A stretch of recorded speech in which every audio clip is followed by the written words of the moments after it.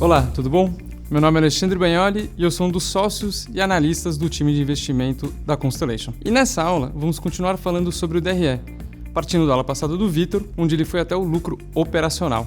O nosso objetivo é que ao final desta etapa, a gente consiga projetar até o lucro líquido das empresas. E para fazer isso, também vamos passar por alguns conceitos de balanço.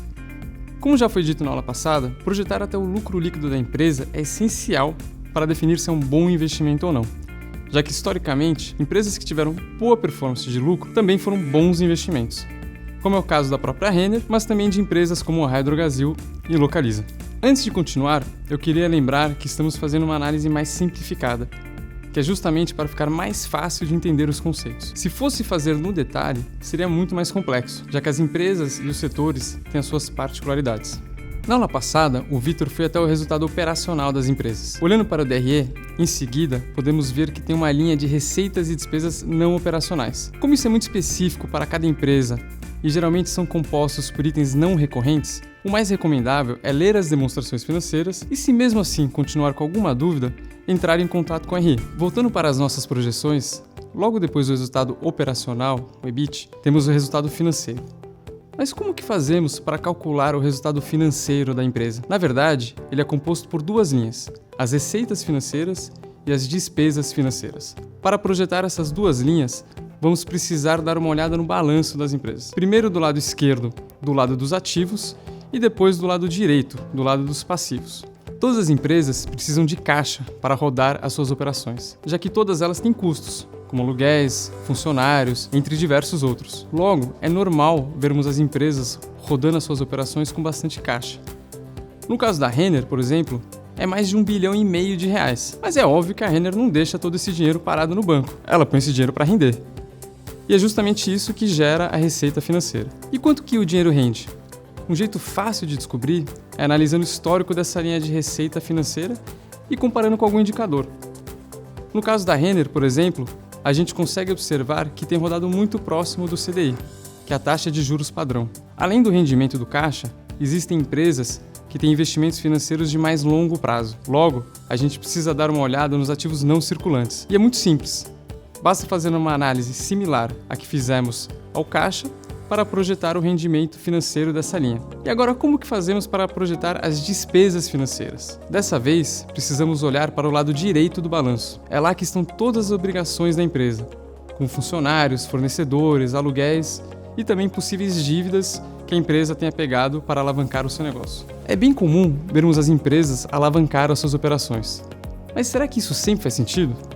E quando faz sentido, qual será que é o nível ideal de alavancagem? Com relação à primeira pergunta, a resposta depende de duas coisas: o custo da dívida que a empresa está tomando e a taxa de retorno que a empresa irá gerar sobre esses recursos. É óbvio que se o custo da dívida for mais alto que a taxa de retorno, a empresa estará destruindo o valor ao se alavancar.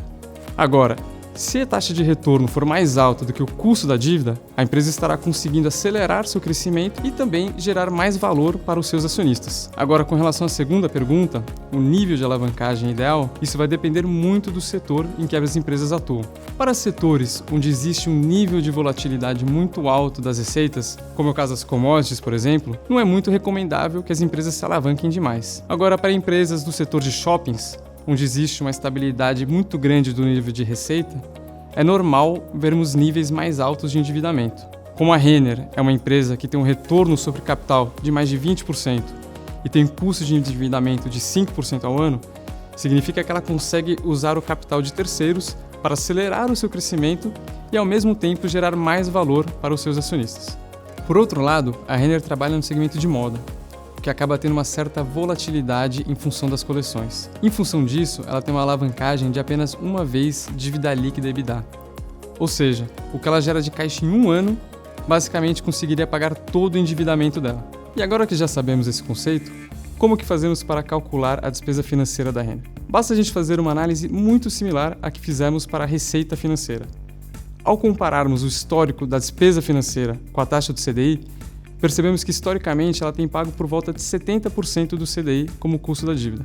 Logo, basta pegarmos essa taxa e multiplicarmos pela dívida bruta total da Renner, a qual é composta tanto pelas dívidas que estão no passivo circulante, quanto pelas dívidas que estão no passivo não circulante. Pronto, Agora que temos tanto a receita financeira quanto as despesas financeiras, conseguimos chegar no resultado financeiro consolidado. Para finalmente chegarmos no lucro líquido da empresa, basta calcularmos o imposto de renda que será aplicado sobre o lucro antes dos impostos. No Brasil, a alíquota de imposto é de 34%, a qual é composta por 25% de imposto de renda sobre pessoa jurídica e 9% de contribuição social sobre o lucro líquido.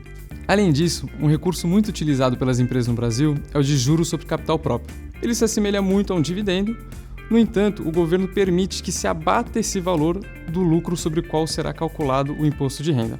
Ao levarmos isso em consideração, no caso da Renner, percebemos que historicamente a alíquota efetiva tem sido mais próxima de 25%. Logo, algumas vezes a alíquota pode ser diferente dos 34%. Quando for assim, vale a pena dar uma ligada para a empresa, para entender o motivo. Com isso, uma forma muito simplificada de calcular o imposto às empresas é ver quanto que tem sido essa alíquota efetiva ao longo dos últimos anos e aplicá-la sobre o lucro antes dos impostos. Sempre lembrando que essa alíquota pode variar ao longo do tempo. Agora que chegamos no lucro líquido, vamos entender o que a empresa consegue fazer com esse dinheiro. Existem diversas opções. Ela pode usar esse dinheiro para pagar dividendos, pode reduzir o seu nível de endividamento, pode também fazer recompra das suas ações, pode continuar investindo no business para que ele continue crescendo, e ela também pode crescer via aquisições. Esse tema de alocação de capital é extremamente amplo e exige uma análise muito mais detalhada, que infelizmente não conseguiremos fazer hoje. Para aprofundar no tema, recomendo um livro chamado The Outsiders. Lembra da dica que o Florinha deu lá na primeira aula?